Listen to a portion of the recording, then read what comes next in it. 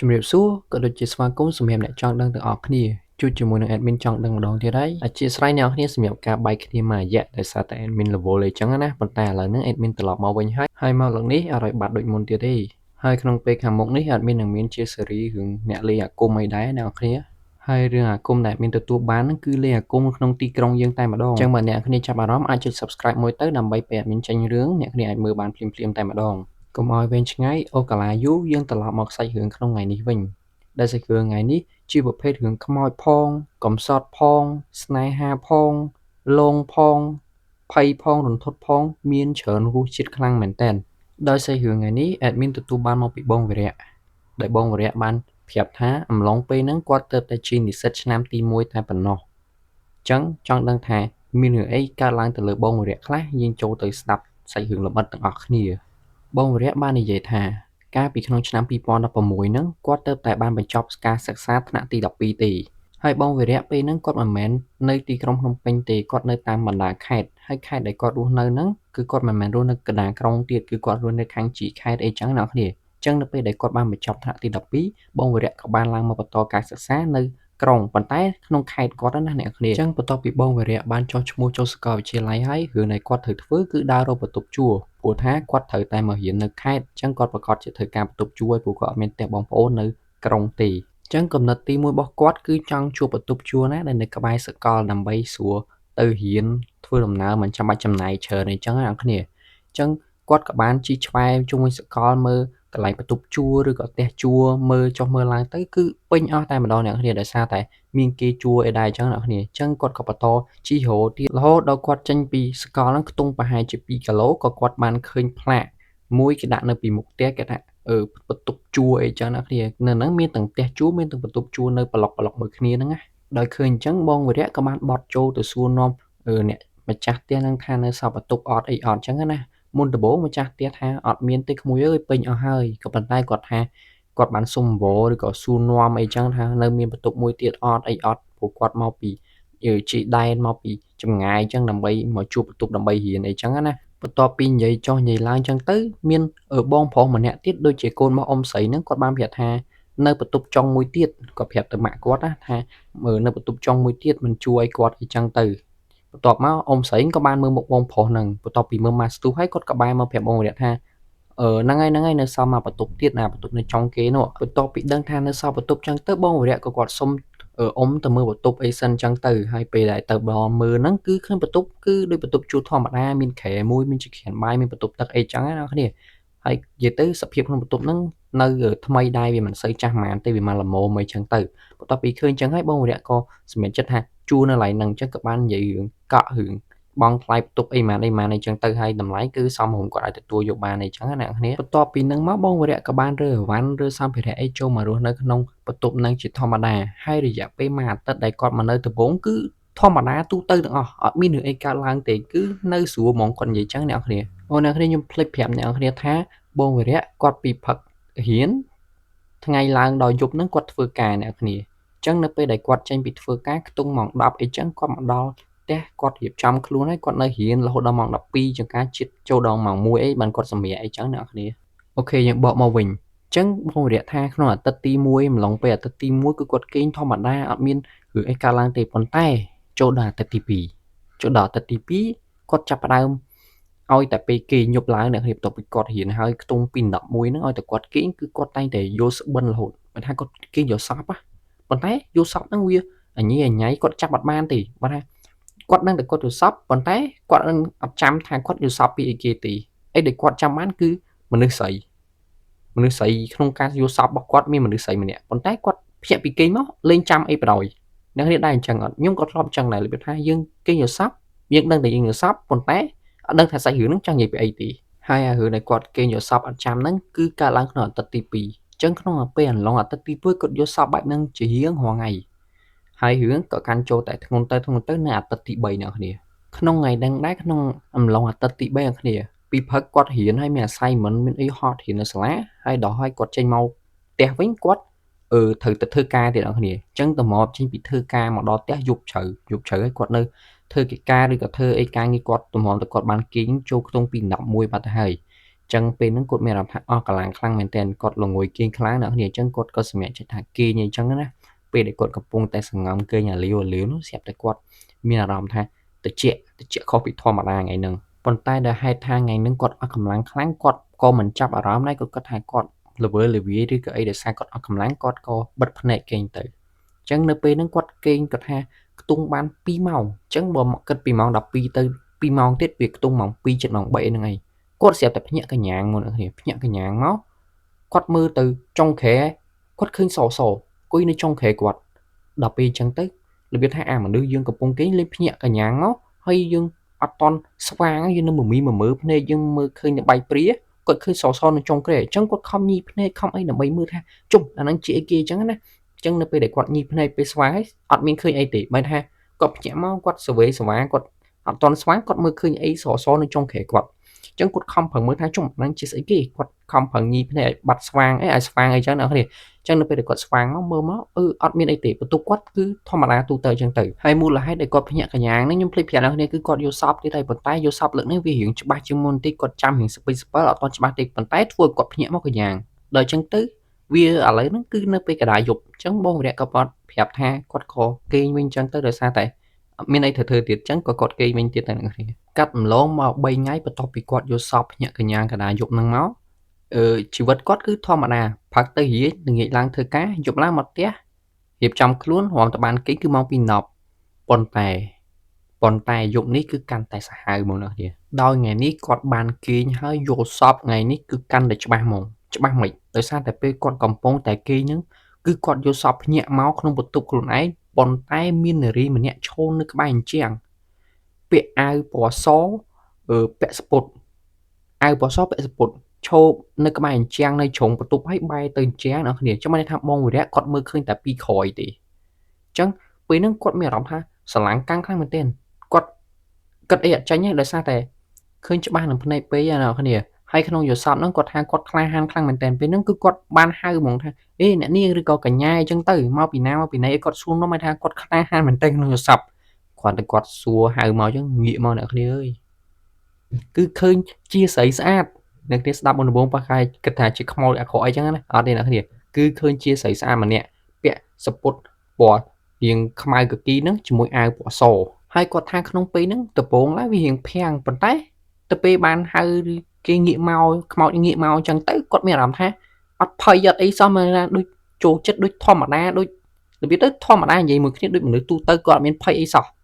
ហើយគាត់បានបន្តប្រាប់ថាខ្មោចហ្នឹងគឺស្អាតខ្លាំងមែនទែនអ្នកគ្នាងាកមកគឺមើលមកផ្លែតមកគឺលងហ្មងខ្ញុំគិតថាដោយសារតែអញ្ចឹងបានគាត់អត់មានអារម្មណ៍ខ្លាចទៅលើខ្មោចហ្នឹងអ្នកគ្នាហើយបើតាមមើលវ័យខ្មោចហ្នឹងគឺតាណាជាមួយនឹងបងវរៈដែរអ្នកគ្នាហើយបន្ទាប់មកខ្មោចក៏បានអង្គើខ្លួនម្ដងតិចមកចិត្តខែបន្ទាប់ពីបងមកដល់ចិត្តខែក៏បានអង្គុយលើខែអញ្ចឹងទៅហើយបងវរៈក៏គាត់អង្គុយលើនឹងដែរប៉ុន្តែគាត់ថាអត់មានអារម្មណ៍ភ័យខ្លាចអីទាល់តែសោះតែម្ដងចឹងបន្ទាប់ពីបានមកអង្គុយចិត្តបងវរៈហើយបងវរៈគាត់បានថាខ្មោចហ្នឹងបានលើកដៃមកអត់ដឹងថាមានបំណងចង់ធ្វើអីអ្នកគ្នាលើកដៃមកដល់ចិត្តជើងគាត់ស្រាប់តែដៃធំកដៃធ្លាក់មកខ្ពាកមកចិត្តជើងគាត់ហ្មងស្រាប់តែពេលហ្នឹងបងវរៈគាត់ស្រែកភ្ញាក់ពីការយល់សប្តិនឹងតែម្ដងដល់ភ្ញាក់មកម៉ោង6ផឹកបាត់អ្នកគ្នាដល់ភ្ញាក់មកស្មានហ្នឹងទៅគាត់ក៏បញ្ញាប់ទៅមុជទឹករៀបចំខ្លួនទៅរៀនអីចឹងអ្នកគ្នាហើយគាត់ក៏មិនបានចាប់ផ្លឹកខ្វល់រឿងខ្មោចហ្នឹងទៀតដែរអ្នកគ្នាដោយសារតែគាត់បញ្ញាប់មកខ្លាចលេតទៅរៀនអីចឹងណាចឹងជីវិតបងវរៈចាប់តាំងពីថ្ងៃហ្នឹងមកគឺគាត់អាសាយល់សប្តិឃើញម្នាក់ស្រីហ្នឹងខ្លាំងមែនតើហើយនៅពេលដែលយល់សប្តិហ្នឹងបងវរៈតែងតែសួរនាំតែងតែចង់ដឹងឬក៏អីចឹងណាគ្នាហើយរូបភាពដែលខ្មោចស្រីហ្នឹងមកគឺអត់មានអីគួរឲ្យខ្លាចតតែសោះទោះគាត់ថារៀងស្លេកតិចប៉ុន្តែមុខមាត់អីគឺស្អាតធម្មតាអត់គួរឲ្យខ្លាចទេនិយាយទៅហើយគាត់ថាកាន់តែចម្លែកហ្នឹងគឺទំនាក់ទំនងគាត់មួយខ្មោចហ្នឹងវាកាន់តែស៊ីជម្រៅទៅអ្នកនេះបែរថាឲ្យតែគាត់យល់សប្តិគឺគាត់និយាយគ្នាពីសុខទុក្ខឬក៏សួរនាំអីចឹងណាគ្នាយូរទៅគាត់ក៏មានរបៀបថាមានអារម្មណ៍ទៅលើខ្មោចហ្នឹងណាមានអារម្មណ៍ទៅវិញទៅមករបៀបថាស្ក្តីស្រឡាញ់អីទៅមកចឹងទៅរហូតដល់មានថ្ងៃខ្លះអ្នកគ្នាឥឡូវនេះរៀងខកស្ដាប់ទៀតគឺគាត់បាននៅជាមួយគ្នាអញ្ចឹងអ្នកគ្នាជាមួយខ្មោចហ្នឹងបងវរៈគាត់បាននិយាយថាម្លងពេលហ្នឹងគាត់កំពុងតែនៅពេញឈាមរាវនឹងឯងទៅពេលអញ្ចឹងទៅគាត់នៅតែប្រព្រឹត្តនៅតែមានតំណែងតំណងជាមួយនឹងខ្មោចហ្នឹងយូរទៅអញ្ចឹងអ្នកគ្នាដល់ថ្នាក់ថាគាត់ស្រឡាញ់ខ្មោចហ្នឹងមែនតើ100ស្រឡាញ់ចេញពីចិត្តចេញពីបេះដូងគាត់តែម្ដងមកថាគាត់ស្រឡាញ់យកតែមែនតើគាត់ថាអញ្ចឹងហើយគាត់ថានៅអំឡុងពេលដែលគាត់មានតំណែងតំណងជាមួយខ្មោចហ្នឹងនៅពេលដែលគាត់ចេញទៅក្រៅឬមកវិញអីចឹងបន្ទប់គាត់គឺអត់ដែរកក្រែកមកមែនថា ទោះយើងបោះរាល់ថ្ងៃក៏វានៅមានដីប៉ុន្តែគាត់ថាបន្ទប់គាត់គឺស្អាតភ្លឹងតែម្ដងគាត់អត់យល់កន្លែងហ្នឹងគាត់អត់ឆ្ងល់កន្លែងហ្នឹងដែរថាហេតុអីអញ្ចឹងខ្ញុំគិតថាប្រហែលជាមកខ្មោចនៃអ្នកបោសឬក៏អីចឹងប្រហែលជាអញ្ចឹងអ្នកនាងហើយទំនាក់ទំនងគាត់ជាមួយខ្មោចនៅតែបន្តរហូតចូលខ្ទង់ឡើងមួយខែជាអ្នកគ្នាហើយបងរយៈពេលហ្នឹងក៏គាត់ចាប់ផ្ដើមស្គមទៅបានថាគាត់គេងអត់គ្រប់គ្រាន់កម្លាំងគាត់អត់សូវមានដោយសារតែព្រឹកគាត់ទៅរៀនថ្ងៃដល់យប់ធ្វើការហើយតម្រាំបានគេងយប់ជ្រៅហើយនៅមានរឿងអីផ្សេងទៀតចឹងអ្នកគ្នាធ្វើឲ្យបងវីរៈយើងហ្នឹងគឺធុតធមហ្មងមានថាកម្លាំងគាត់ក៏ចុះខ្សោយហើយរាងកាយក៏កាន់តែស្គមទៅដែរហើយមានចំណុចមួយទៀតដែលគួរឲ្យកត់សម្គាល់អ្នកគ្នាបងវីរៈថាបើសិនជាមានពួកម៉ាក់គាត់មកលេងហើយបើសិនជាគាត់នៅនឹងដែរគឺអត់អីទេធម្មតាប៉ុន្តែបើសិនជាពួកម៉ាក់គាត់មកលេងហើយបងវីរៈអត់នៅក្នុងបន្ទប់ឬក៏គាត់ទៅណាទៅណីហើយពួកម៉ាក់គាត់មកគេងនៅបន្ទប់គាត់ដឹងតែឮសលេងនេះឮសលេងនោះធ្លាក់នេះធ្លាក់នោះរហូតបែរថាអាហ្នឹងជាចំណុចដែលពួកម៉ាក់គាត់ប្រាប់បងវីរៈវិញហើយមានមួយថ្ងៃនោះមានពួកម៉ាក់គាត់មកលេង2នាក់អញ្ចឹងសរុបទាំងបងវីរៈទៀត3នាក់ហើយកំពុងតែគេងលេងហ្គេមឬក៏អីនៅក្នុងបន្ទប់ហ្នឹងបងវីរៈក៏គាត់ត្រូវចេញទៅទិញអីហូបអីចឹងទៅហើយនៅហ្នឹងនៅសល់តែពួកម៉ាក់គាត់2នាក់ទេហើយពួកម៉ាក់គាត់2នាក់នៅ2នាក់ហ្នឹងគាត់ក៏បាននិយាយពីតាក់ទងជាមួយមនុស្សស្រីនិយាយអីចឹងណាអ្នកគ្នាស្រាប់តែនិយាយលេងអាទ្វារបិទក្តាំងបរោយអ្នកគ្នាបិទក្តាំងយកបរោយបានន័យថាអាទ្វារបន្ទប់ទឹកអ្នកគ្នាមិនមែនអាទ្វារពីមុខណាទ្វារបន្ទប់ទឹកលេងបើកចំហចោលលេងគាត់និយាយបិទក្តាំងបរោយគាត់បិទក្តាំងនោះភ្ញាក់ហើយមើលមុខគ្នាហើយនាំគ្នារត់ចេញក្រៅបន្ទប់បរោយនៅពេលដែលរត់ចេញក្រៅបន្ទប់ហ្នឹងបងវរៈជីមកវិញដល់ល្មមហើយគាត់និយាយថាចុះមក2នាក់មានបន្ទប់អត់ដេកមកឈោងក្រៅដល់អញ្ចឹងទៅពួកម៉ាក់គាត់ទាំងពីរប្រាប់ថាមិញឯងកំពុងតែដេកចុចទូរស័ព្ទសុកលេងទ្វារបន្ទប់ទឹកបិទក្តាំងបរោយបិទក្តាំងអញ្ចឹងទៅបានពួកអញរត់ចេញមកក្រៅអីចឹងអ្នកគ្នាពេលបងនិយាយថាមកខ្យល់មកពីអីពួកអានេះចេះតែមានបណ្ដោយចឹងអ្នកគ្នាដល់ពេលចឹងហើយពួកម៉ាក់គាត់នាំគ្នាដាក់មេប្រូទៅផ្ទះឲ្យចឹងទៅហើយបងរយៈគាត់មិនខ្វល់គាត់គិតថាពួកម៉ាក់គាត់បោកគាត់អីចឹងទៅហើយរឿងដែលគាត់បានជួបខ្មោចហើយបានអីមួយខ្មោចហ្នឹងគឺគាត់អត់ដែរនិយាយប្រាប់ណាគេទេហើយសកម្មភាពគាត់ជាមួយខ្មោចនៅតែបន្តធម្មតានិយាយទៅឡើងដូចប្តីប្រពន្ធគ្នាអ្នកគ្នាប៉ុន្តែបន្ទាប់ពីមួយរយៈក្រោយមកស្រាប់តែបាត់ខ្មោចនឹងឆឹងបរោយបានថាយកសោកក៏មិនឃើញមកក្រៅជប់ផ្ទាល់ក៏មិនឃើញយល់ថាបាត់ទំនាក់ទំនងពីខ្មោចនឹងឆឹងតែម្ដងដល់ពេលចឹងទៅបងវីរៈយើងវាប្លែកវិញថារបៀបថាធ្លាប់មានគ្នាឬក៏អីចឹងទៅស្រាប់តែបាត់ឆឹងហ្មងបាត់ឡើងមកទឹកឆឹងបរោយដល់ថ្នាក់បងវីរៈនៅម្នាក់ឯងគាត់ស្រែកហៅអ្នកគ្នាហើយអ្នកគ្នាដឹងមិនអត់គឺបងវីរៈអត់ស្គាល់ឈ្មោះខ្មោចនឹងទេបើថាមួយរយៈដែលនៅជាមួយគ្នាមកគឺដែរសួរឈ្មោះតែម្ដងហើយមានយប់មួយដោយសារតែគាត់នឹកអាចថាគាត់នឹកខ្លាំងពេកមុនគេងគាត់បាននិយាយទៅបួងសួងគាត់និយាយក្នុងបន្ទប់ម្នាក់ឯងថាចង់ជួបចង់អីចឹងទៅបាត់តណាយគាត់នឹកអីចឹងអ្នកគ្នាហើយចឹងនៅពេលដែលគាត់គេងហ្នឹងគឺគាត់បានយល់សពជួបខ្មោចហ្នឹងបែរថាមកតាមការបួងសួងការសំណុំពររបស់គាត់អីចឹងទៅប៉ុន្តែមកលើកនេះស្អាតធម្មតាប៉ុន្តែទឹកមុខមានសពូនចឹងបងវីរៈគាត់សួរថាមាននឹងអីចឹងអត់បាននិយាយឬក៏អីចឹងទេហើយបងវីរៈគាត់ក៏ទំនឹកឃើញថាអត់ស្គាល់ឈ្មោះខ្មោចហ្នឹងអញ្ចឹងបងវីរៈក៏សួរថាឈ្មោះអីចឹងទៅហើយខ្មោចហ្នឹងក៏ប្រាប់ថាគាត់នឹងឈ្មោះសុជាតាអញ្ចឹងបងវីរៈបានស្គាល់ឈ្មោះហើយគាត់ថាគាត់និយាយមួយបងវីរៈនិយាយអូនមកថាអូនមកលើកនេះអូនមកជួបបងជាលើកចុងក្រោយហើយចាប់ពីថ្ងៃស្អែកទៅបងនៅអត់បានឃើញអូនទៀតទេស្រាប់ពេលហ្នឹងបងវីរៈគាត់ចាប់ផ្ដើមសក់ម្ដងទៀតថាហេតុអីអូនឯងទៅណាឬក៏អីចឹងណាអ្នកគ្នាគ្រាន់តែបងវីរៈគាត់សួរអញ្ចឹងហើយខ្មោចហ្នឹងក៏ចាប់ផ្ដើមយំតែម្ដងនេះយំយកខ្លាំងអញ្ចឹងទៅហើយយំស្រាប់ទឹកភ្នែកហ្នឹងទៅជាពណ៌ឈាមអ្នកគ្នាបានថាយំដល់ចេញឈាមភ្នែកអ្នកគ្នាយំដល់ចេញឈាមភ្នែកអញ្ចឹងហើយក៏យកដៃទៅចាប់ដៃបងវីរៈទាញកន្ធាក់មកទៅហឹងម្ដងទៅពេលទាញកន្ធាក់មកទៅហឹងអញ្ចឹងគាត់ក៏ដូចឆ្លងទៅក្នុងការសម័យរបស់ខ្មោចហ្នឹងឯណាគ្នាហើយអីដែលគាត់បានឃើញគឺគាត់បានឃើញទៅលើខ្មោចហ្នឹងប៉ុន្តែមានរូបរាងជាមនុស្សនៅក្នុងបន្ទប់ហ្នឹងជាមួយនឹងបរិសម្នាក់ទៀតហើយតាមតែគាត់ស្ដាប់ខ្មោចនឹងនិយាយជាមួយនឹងបរិសម្នាក់ទៀតហ្នឹងនិយាយបងអូនដូចជាប្តីប្រពន្ធគ្នាទៅហើយអ្នកគ្នាបានថាsweet ខ្លាំងដូចប្តីប្រពន្ធអីចឹងទៅហើយអាហ្នឹងគឺមួយវគ្គបន្ទាប់មកឈ្វឹបទៅមួយវគ្គទៀតចឹងទៅឃើញដល់ពេលដែលគូស្នេហ៍ហ្នឹងឆ្លោះប្រកែកគ្នាអញ្ចឹងណាគ្នាគាត់ថាខាងខ្មោចស្រីចោតទៅខាងប្រុសថាបងឯងលួចមានស្រីបងឯងមិនអីមិនចឹងណាគ្នាឆ្លោះគ្នាបតែបតប់គ្នាអីចឹងអ្នកគ្នាខាងប្រុសក៏ប្រើអំពើហិង្សាលើខាងស្រីអីចឹងទៅខាងស្រីយំជេរ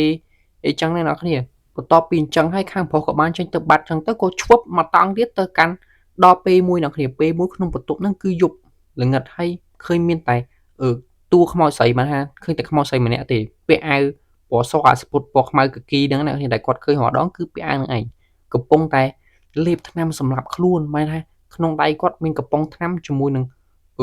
ថ្នាំដែលគាត់ចាក់មកលេបយកដើម្បីសម្រាប់ខ្លួនដោយសារតែគាត់ខូចចិត្តរឿងសង្សារគាត់មានស្រីមានអីចឹងណាតាមដែលគាត់ស្ដាប់មកពីខ្មោចនឹងនិយាយអីចឹងណាអ្នកហើយមុននឹងខ្មោចនឹងដាច់ខ្យល់ស្លាប់ទៅបាននិយាយថាសូមឲ្យខ្ញុំជួបបុរសពិតដែលស្រឡាញ់ខ្ញុំចេញពីចិត្តពិតប្រាកដអីចឹងអ្នកគ្នា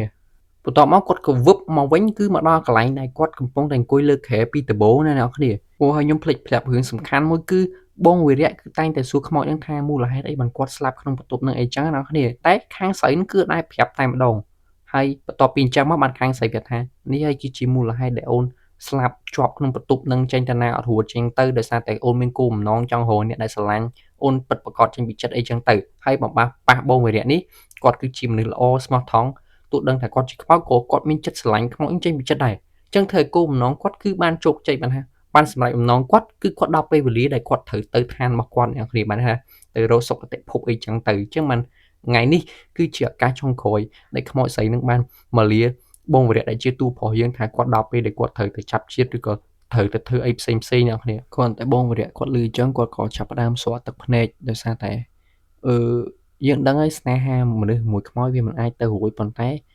បើថានេះគឺមាននិស្ស័យប៉ុន្តែអត់មានវាសនាជាមួយគ្នាទោះមិនបាននៅជាមួយគ្នា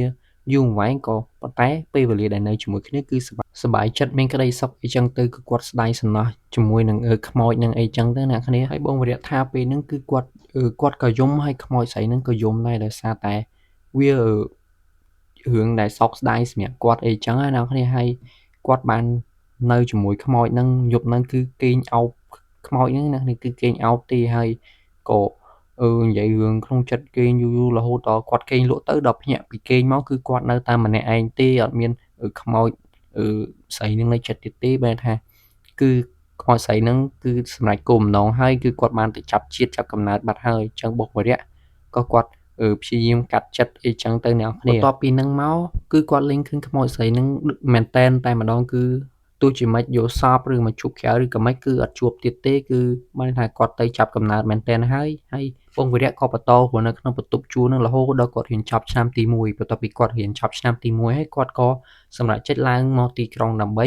រៀនបន្តឆ្នាំទី2នៅទីក្រុងវិញអីចឹងអ្នកគ្នាហើយចឹងសាច់រឿងបងវីរៈជាមួយនឹងខ្មោចស្រីសុជាតាហ្នឹងគឺមានតែប៉ុណ្្នឹងទេដោយដំបូងឡើយបងវីរៈគាត់ជាសិស្សចប់ថ្នាក់ទី12មានឆ្នាំទី1អីចឹងទៅបានជួលនៅបន្ទប់ជួលហើយក៏បានជួបជាមួយនឹងបលឹងខ្មោចសុជាតាហ្នឹងចឹងទៅហើយក៏បានមានតំណែងល្អជាមួយគ្នាយូរទៅបងវីរៈក៏មានចិត្តស្រឡាញ់ខ្មោចនឹងមែនតែនអត់ចេញពីចិត្តហើយអាហ្នឹងក៏ជាគោលបំណងរបស់ខ្មោចសុជាតានឹងដែរដើម្បីរកអ្នកដែលស្រឡាញ់ពីចិត្តទៅគាត់អាចទៅចាប់កំណើតបានអីចឹងទៅហើយអនុស្សាវរីយ៍ល្អជាមួយគ្នាអីចឹងទៅគាត់នឹកគាត់សំណោះគាត់ស្ដាយដូចគ្នាប៉ុន្តែធ្វើម៉េចខ្មោចមួយមនុស្សមិនអាចនៅជាមួយគ្នាបានទេបានថាមាននិស្ស័យប៉ុន្តែវាអត់មានវាសនានៅជាមួយគ្នាអីចឹងទៅហើយគាត់ក៏ព្យាយាមកាត់ចិត្តបន្ទាប់ពីគាត់រៀនចប់ឆ្នាំទី1ហើយគាត់ក៏បន្តទៅរៀនឆ្នាំទី2នៅទីក្រុងភ្នំពេញអីចឹងទៅហើយសាច់រឿងបងវីរៈក៏មានតែប៉ុណ្្នឹងដែរសង្ឃឹមថាអ្នកនាងចូលចិត្តរឿងនេះលងអត់សូវខ្លាំងទេអ្នកនាងលងតិចទេក៏ប៉ុន្តែអីដែលយើងទទួលបានពីរឿងនេះគឺមនោសញ្ចេតនាកំសត់តំណែងមនុស្សមួយខ្មោចគឺប្លែកខ្លាំងមែនទែនហើយ